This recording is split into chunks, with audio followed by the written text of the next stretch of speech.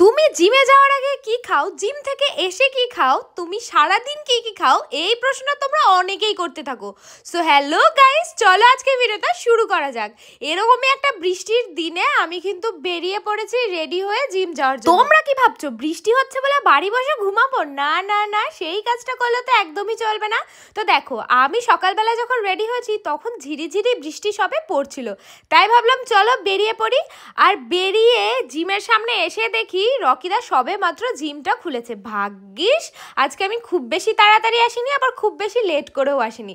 তো একটুখানি দাঁড়ানোর পরেই কিন্তু জিম ওপেন হয়ে গেছে। তারপরেই আমরা এখানে মজ মস্তি একটু করছিলাম, একটু ব্যায়াম করছিলাম।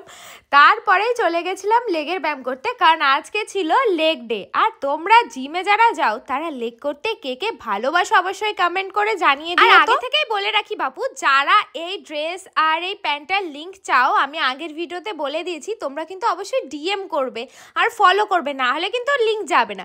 আর এই দেখো, এখন আমাদের ট্রেনার দাদা চলে এসছে। আর আমি রকিদাকে বলছিলাম একটু বডিটা দেখাও, আর কুহু এখানে মারা শুরু করে দিয়েছিল।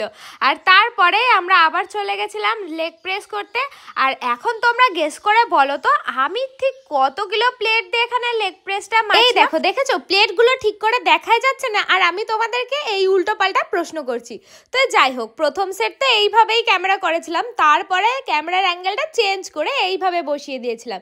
এবার তোমরা আই থিঙ্ক ভালো করেই গেস করে বলতে পারবে যে এখানে কত কিলো প্লেট ছিল। আর যারা জানো না তারা হচ্ছে জিজ্ঞাসা করবে, আমি অবশ্যই জানিয়ে দেবো। আর তোমরা যারা বাড়ি বসে ভাবছো যে জিম জয়েন করবো, আরে কেন দেরি করছো, জলদি জলদি জয়েন করে যাও, তাহলে তোমরাও কিন্তু এরকম একটু কষ্টকর ব্যায়াম করতে পারবে। আর বিশ্বাস করো, কষ্ট করে কিন্তু পরে ভালোই লাগে। তো দেখতেই পারছো আমি পুরো এখন হাঁপিয়ে গেছি। তো তারপরে আমার ব্যায়াম শেষ, আমি ভাবলাম একটু ছবি টবি তুলে বাড়ি যাব। যে একটু আয়নার সামনে ঢং করতে গেছি, আর ঝমঝম করে বৃষ্টি শুরু হয়ে গেছে। আর এত বৃষ্টি হয়েছে যে আমি বাড়ি আসবো 9:30, কিন্তু ঘড়ির কাঁটায় তখন বাজে প্রায় 11:30। তখন আমি বাড়ি আসতে পারিনি। দেখো বাইরের অবস্থাটা, পুরো বৃষ্টি এখনো ঝমঝম করে পড়ছে, আর বাইরে পুরো পুকুর হয়ে গেছে।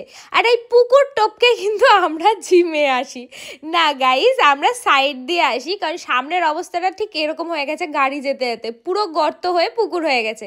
তো আমার খুব খিদে পেয়ে গেছিলো, এতক্ষণ কি বসে থাকা যায়? তাই আমি রকিদাকে বললাম যে তুমিও তো ডিম সেদ্ধ দেবে, আমার জন্য একটা ডিম সেদ্ধ দিয়ে দাও। নিজে কিন্তু করেনি বন্ধুরা, আমাকে দিয়েই ডিম সেদ্ধ করিয়েছে, আর আবার আমাকে দিয়েই ছুলিয়েছে।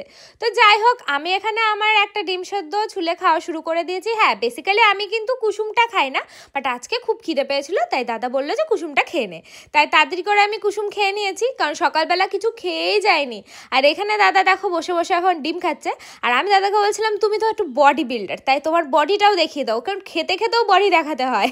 তো বডি দেখাচ্ছিল। তো যাই হোক, আমি বৃষ্টির মধ্যে তারপরে আর ওয়েট না করে বাড়ি চলে এসেছি। আর বাড়ি এসেই আমি কিন্তু ফ্রেশ ট্রেশ হয়ে এই যে শসা আর এক বাটি দই নিয়ে বসে পড়েছি। এর মধ্যে কিন্তু কোনো চিনি লবণ কিছু ইউজ করিনি, এই টক দইয়ের সাথেই কিন্তু শসাটা আমি খাই। আমার প্রচন্ড খিদে পেয়ে গেছিল, আর তারপরেই যেই পেটটা ভরে গেছে তখন আমি তাড়াতাড়ি করে রান্নাঘরে গেছিলাম। আর যেহেতু রাতে বিয়ে বাড়ি আছে, তাই কিন্তু দুপুরবেলা সিম্পল মেনু করেছিলাম, আলু সেদ্ধ আর ডিম ভাজা, আর তার সাথে ভাত। এটাই হচ্ছে আমার দুপুরের লাঞ্চ। আর ভাতের পরিমাণটাও দেখেছো, একদম অল্প নিয়েছিলাম। তো যাই হোক, আমরা দুজন কিন্তু বেশ মজায় মজায় কার্টুন দেখতে দেখতে, বই দেখতে দেখতে খাচ্ছিলাম। তো তোমরা বলো বন্ধুরা, আজকের মিনি ব্লগটা কেমন লাগলো? যদি ভালো লাগে অবশ্যই লাইক শেয়ার করবে, আমার পেজটা ফলো করবে।